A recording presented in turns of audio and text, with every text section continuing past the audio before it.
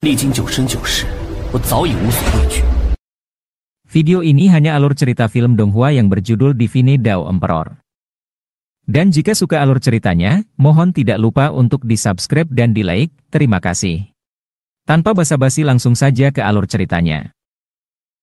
Pada episode sebelumnya, Qin Yang sedang mengumpulkan cairan daun rumput pucat hijau setetes demi setetes.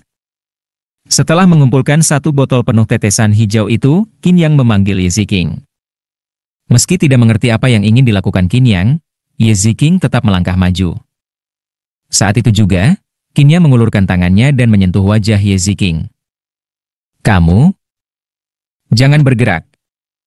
Perlahan, Qin Yang mengambil tetesan hijau tadi dan mengoleskannya ke wajah, leher, tangan, serta pakaian Ye Ziqing. Tak lama kemudian, jubah biru Ye Ziqing berubah menjadi hijau zamrud. Setelah melakukan semua ini, Qin Yang pun mengoleskan sisa cairan ke tubuhnya sendiri. "Ayo pergi." Setelah selesai, Qin Yang berkata ringan. Melihat punggung Qin Yang yang berjalan pergi, wajah Ye Ziqing langsung memerah. "Orang ini, aku bisa melakukannya sendiri." Dua sosok itu terus mendaki ke puncak gunung, dan perlahan, hawa panas mulai menyelimuti mereka. Gunung ini tingginya sekitar 1000 kaki, seharusnya semakin tinggi semakin dingin. Namun, saat ini, semakin naik, udaranya justru semakin panas. Sampai. Qin Yang berhenti dan menatap ke depan, sekitar 100 meter jauhnya. Di puncak gunung, sebuah gua muncul di hadapan mereka. "Itu singa ametis?" Ye Ziqing langsung menggenggam erat cambuk panjangnya. "Tidak perlu." Qin Yang menghentikannya dan tersenyum, "Biar Xiao Qing saja yang mengurusnya." "Xiao Qing? Sapi hijau ini sepertinya berada di tingkat lautan roh, apakah tidak melebih-lebihkan?" Saat itu, Xiao Qing langsung menerjang ke depan dengan momentum yang luar biasa. "Mo!" Suara erangan keras segera mengejutkan makhluk-makhluk besar di dalam gua. Dalam sekejap, terdengar raungan keras, dan sesosok makhluk melangkah keluar dari gua. Sosok setinggi 10 meter dengan rambut ungu yang bersinar seperti batu kecubung, serta sepasang mata tajam yang menyala dengan api.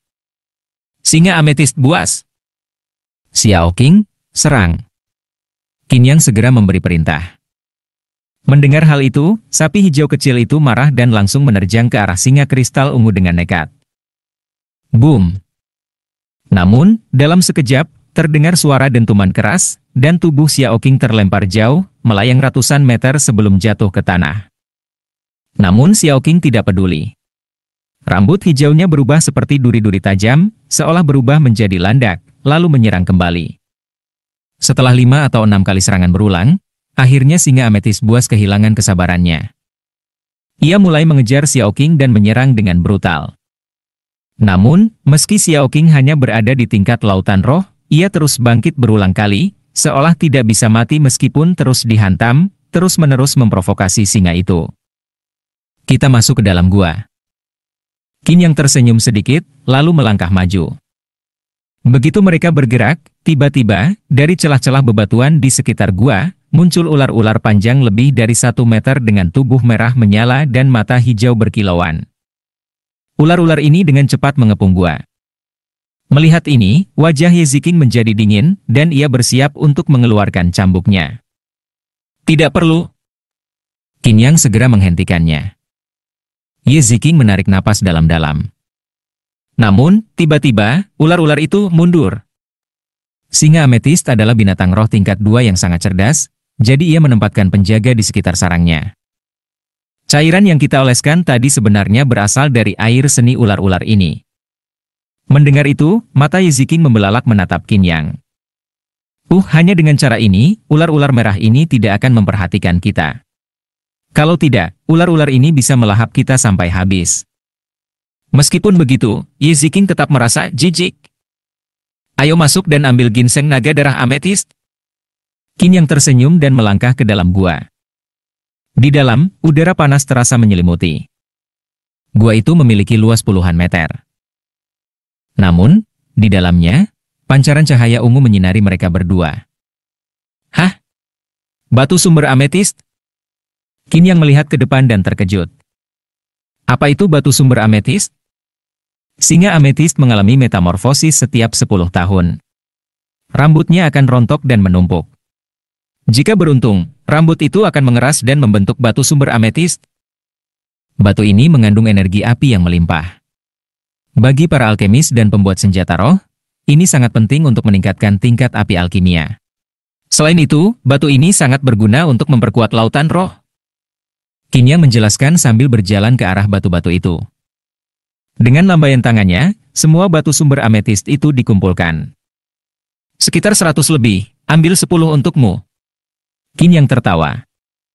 Melihat Ye Ziqing yang terkejut, Qin Yang menambahkan, kamu bukan alkemis atau pembuat senjata, jadi 10 sudah cukup. Jika terlalu banyak, kamu tidak akan bisa menggunakannya. Meski memiliki efek luar biasa, batu ini terlalu panas untuk ditangani dalam jumlah banyak. Baiklah.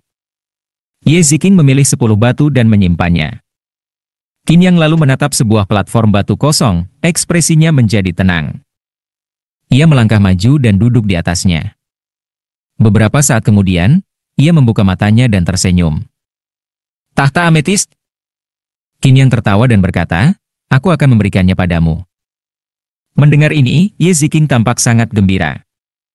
Ia pernah mendengar tentang tahta ametist sebelumnya. Singa ametist adalah makhluk yang sangat cerdas dan sangat menyukai kebersihan serta kenyamanan. Untuk tempat tidurnya, ia selalu memilih kristal yang dapat menyerap energi langit dan bumi.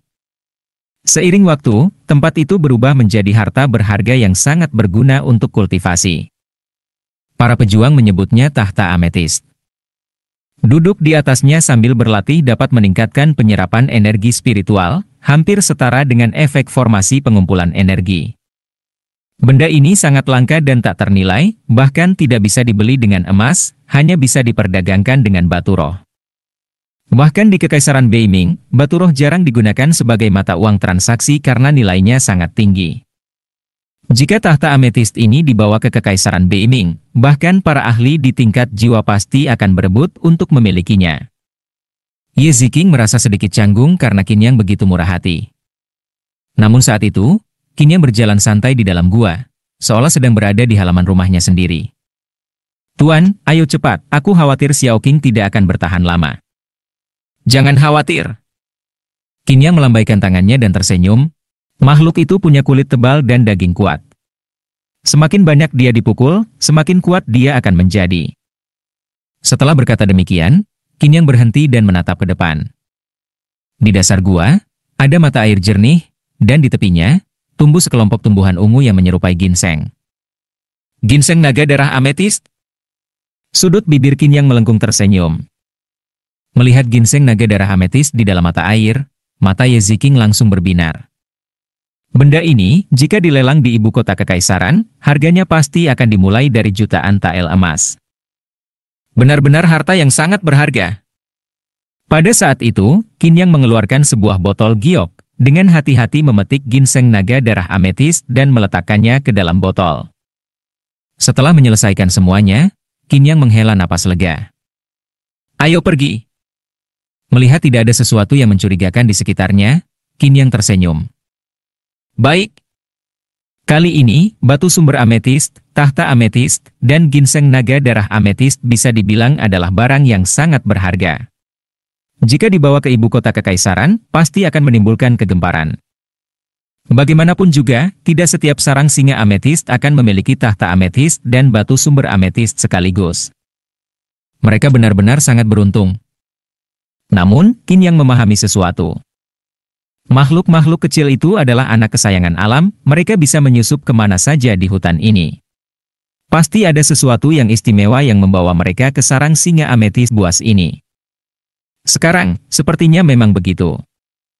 Mereka berdua meninggalkan gua dan berjalan menuruni gunung melalui jalur setapak. Namun, di kaki gunung, Xiao Qing dan singa kristal ungu masih saling berhadapan. Saat ini, singa kristal ungu tampak terengah-engah, menatap sapi hijau di depannya dengan ekspresi bingung. Bagaimana mungkin sapi hijau ini begitu tangguh? Ia sudah mengerahkan seluruh kekuatannya, tetapi tetap tidak mampu menembus pertahanan rambut biru sapi itu. Benar-benar monster. Tidak, makhluk ini bukan sekadar monster. Pada akhirnya, singa kristal ungu menatap Xiao Qing dengan kesal, menggeram marah, lalu berbalik dan berjalan ke perbukitan. Ia melarikan diri. Xiao Qing terdiam sesaat, lalu matanya bersinar dengan semangat. Xiao Qing, kita pergi.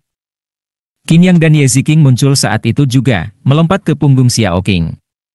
Qin Yang menarik Ye Ziqing naik, dan mereka berdua segera melesat pergi. Tak lama kemudian, terdengar raungan marah yang menggema dari pegunungan di belakang mereka. Kamu benar-benar membuatnya kesal, Xiao Qing. Qin Yang tertawa. Mo. Xiao Qing melenguh gembira dan berlari semakin cepat. Perlahan-lahan, mereka berhenti. Di kaki gunung, mereka menemukan tempat yang tenang dan duduk bersila. Saat itu, Qin Yang menggenggam batu sumber ametis terat-terat dan mulai menyerap energinya.